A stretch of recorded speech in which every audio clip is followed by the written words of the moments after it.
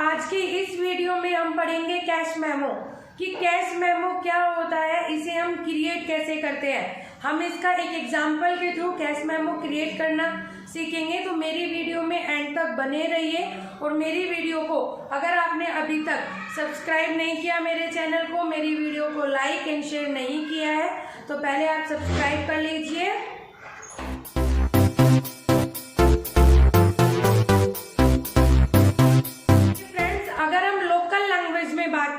कि cash memo क्या होता है तो हम किसी भी शॉप पर जाते हैं और वहाँ पे अगर हमने 2 और मोर आइटम्स परचेज किए हैं, हमने 2 या 2 से ज़्यादा आइटम्स को खरीदा है, तो शॉपकीपर हमें एक बिल देता है। उस बिल में क्या लिखा होता है, उस शॉपकीपर का नाम, जिस दिन हमने परचेज किया है उस दिन की डेट, सीरियल नंबर होता है, बिल का एक सीरियल नंबर लिखा होता है। उसके बाद आपने कौन सा आइटम परचेज किया है, पर आइटम की क्वांटिटी कितनी है और उनका टोटल कॉस्ट कितनी हुई है, ये हमारे बिल पे अगर आपने नोटिस किया हो तो देखा होगा। अदरवाइज आज मैं बिल बनाऊंगी तो लोकल लैंग्वेज में कोई हमसे पूछे कि कैश मेमो क्या होता है, तो कैश मेमो क्या होता है, एक बिल होता है जो शॉपकीपर 2 और मोर आइटम्स परचेज करने पर देता है, हमें कस्टमर को देता है। तो इसकी डेफिनेशन की अगर हम बात करें तो देखिए इसकी डेफिनेशन क्या होती है। तो देखिए, when we go for a shopping, जब हम एक शॉपिंग के लिए जाते हैं, the shopkeeper notes down the detail of each item. Shopkeeper क्या करता है, नोट डाउन करता है डिटेल ईच आइटम की ऑन अ स्लिप, एक स्लिप पर नोट डाउन करता है, and calculate the total cost of items purchase by the customer, और टोटल कॉस्ट निकालता है उन आइटम्स की जो कस्टमर ने परचेज किया है। दैट स्लिप, जिस स्लिप पर वो सारी चीजें नोट करता है वो स्लिप कहलाती है कैश मेमो, या फिर हम उसे बिल भी बोलते हैं। तो आया आपको समझ में कैश मेमो क्या होता है। जब हम किसी शॉपिंग के लिए जाते हैं तो शॉपकीपर कस्टमर ने जितने आइटम परचेज किए हैं वो एक स्लिप पर नोट डाउन करता है, और नोट डाउन करने के बाद सारे आइटम्स की टोटल कॉस्ट हमें कैलकुलेट करके बताता है कि इतने पैसे हुए, इतनी हमारी कॉस्ट हुई। उस स्लिप को बोलते हैं हम कैश मेमो या फिर बिल।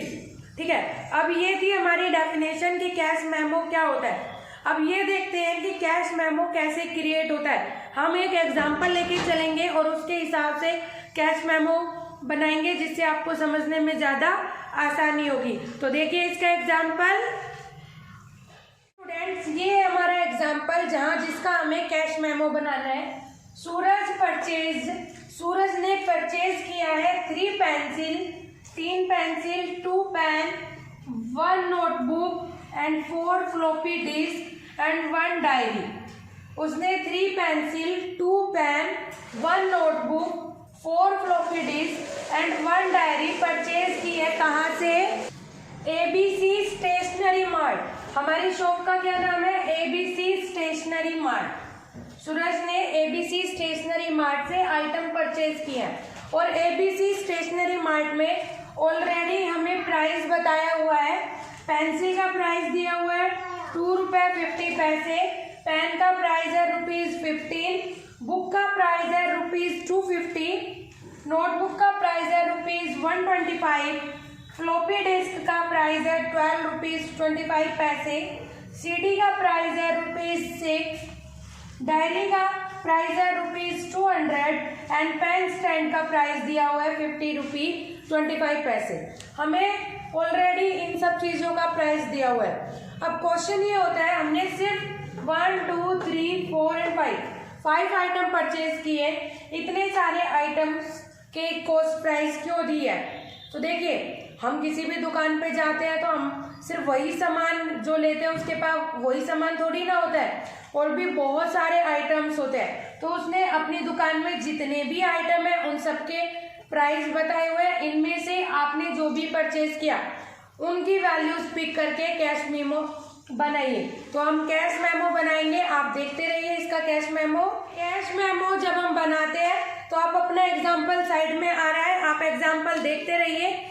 हमारी जो शॉप का नाम है, जिस शॉप से हमने परचेज किया है, कैश मेमो में सबसे टॉप में वही आएगी।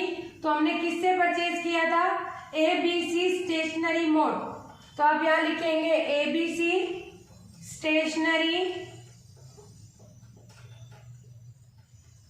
मार्ट। जिस शॉप से हमने परचेज किया है सबसे टॉप में वो आएगा उसका नाम, उसके नीचे लिखेंगे हम कैश मेमो, क्योंकि हम कैश मेमो बना रहे हैं तो यहाँ आप लिखेंगे कैश मेमो।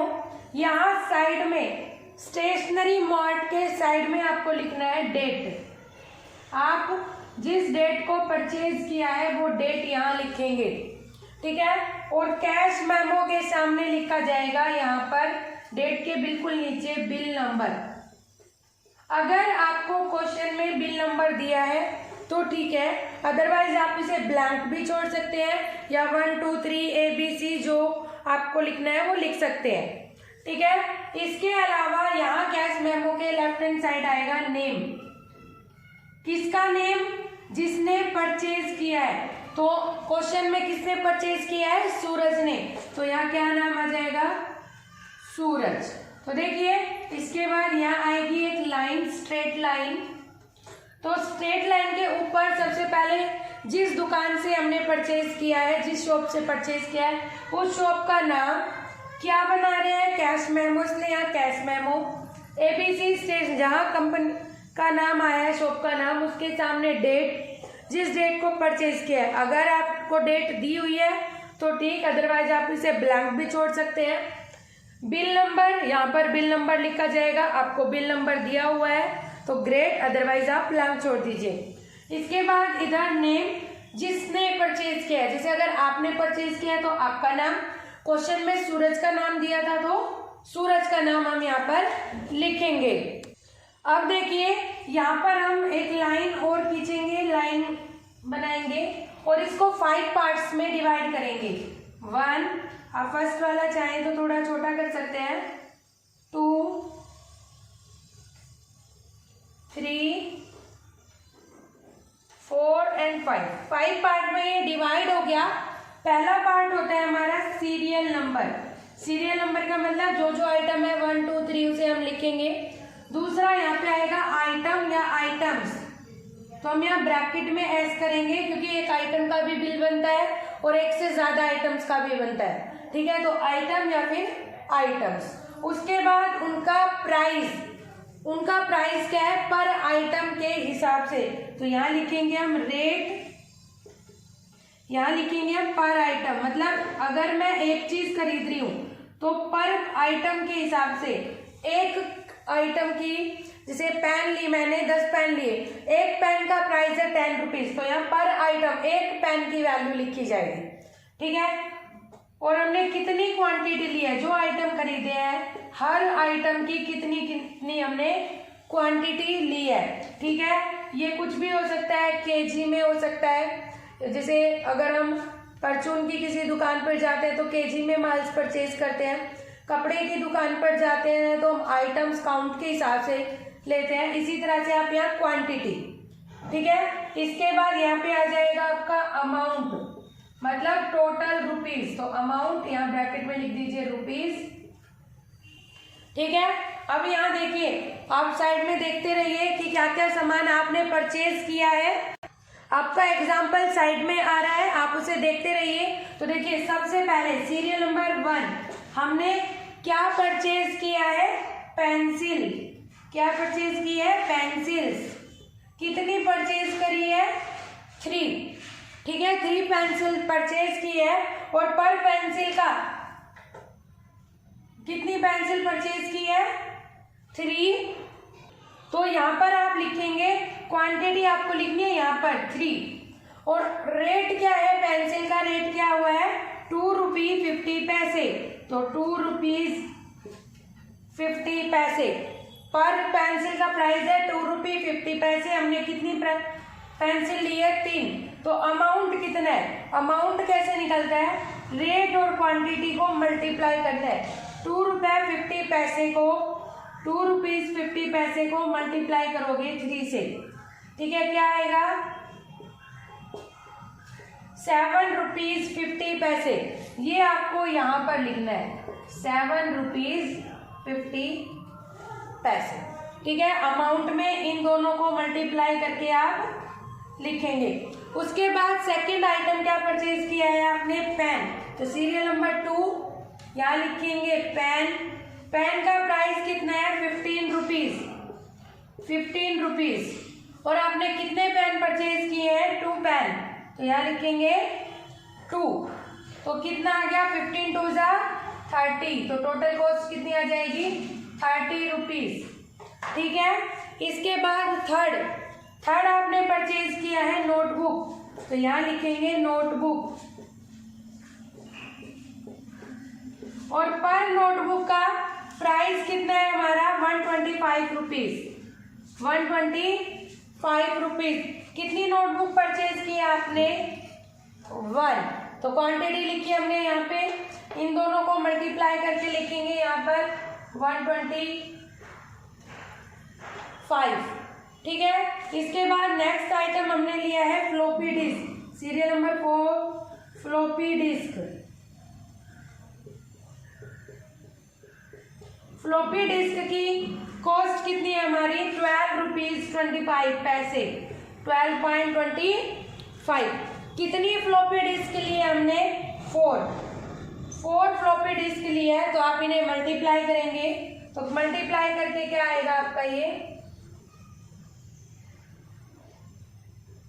49 रुपीज, 49 रुपीज आपका मल्टीप्लाई करके आ जाएगा। इसके बाद 5th नंबर है हमारा डायरी, हमने ली है डायरी, तो यहाँ लिखेंगे डायरी की पर आइटम की कॉस्ट है हमारी 200 रुपीज, 200 रुपीज। और हमने कितनी डायरी परचेज की है 1, तो इसको मल्टीप्लाई करके लिखेंगे, तो यहाँ कितना आ जाएगा 200।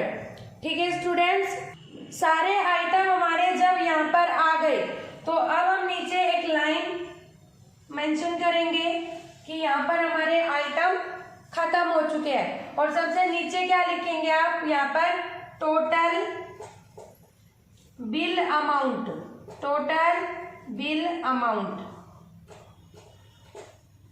बिल अमाउंट इक्वल टू, और आपकी जो यहाँ पर अमाउंट आई है उन सबको ऐड कर देंगे, उन सबको ऐड कीजिए। यहाँ पर जो अमाउंट आई है इन सबको आप ऐड करेंगे, तो ऐड करके बताइए, तो इनका क्या है सम 411 रुपीज 50 पैसे। तो इसका मतलब हमारा टोटल बिल कितने का बना है 411 रुपीज 50 पैसे का। तो ये है हमारा complete cash memo. Cash memo में हमने क्या किया, सबसे पहले हमारा शॉप का नेम, उसके बाद हम कैश मेमो बना रहे हैं इसलिए कैश मेमो लिखेंगे, इधर डेट एंड बिल नंबर, इस साइड में आप लिखेंगे कस्टमर का नेम। इसके बाद इसको 5 पार्ट्स में डिवाइड करेंगे, serial number, item, rate, quantity and amount. ठीक है, यहाँ पर आप सारे सीरियल नंबर लिखेंगे, कितने आइटम है, कौन कौन से आइटम है, आइटम्स में वो लिखेंगे।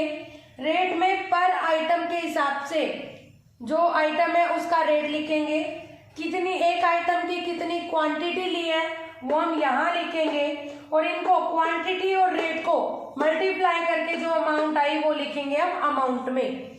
फिर लास्ट में हम टोटल बिल अमाउंट करके इन सारे जो भी अमाउंट आई है उसको हम ऐड कर लेंगे।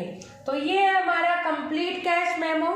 आई होप स्टूडेंट आपको कैश मेमो समझ में आया होगा कि कैश मेमो क्या होता है। एक स्लिप जो एक शॉपकीपर बनाता है, जब एक शॉपकीपर सामान बेचता है तो कस्टमर ने जो जो आइटम लिए हैं वो स्लिप में लिखता है, उन सब का टोटल कॉस्ट कैलकुलेट करके कस्टमर को देता है उस स्लिप को, तो वो स्लिप कहलाती है कैश मेमो या बिल। और यहाँ मैंने आपको बताया कि कैश मेमो कैसे क्रिएट करते हैं। तो आई होप आपको क्लियरली समझ में आ गया हो। स्टूडेंट्स, अगर आपको मेरी वीडियो पसंद आई हो तो प्लीज़ इसे ज़्यादा से ज़्यादा शेयर करें, मेरे चैनल को सब्सक्राइब करें।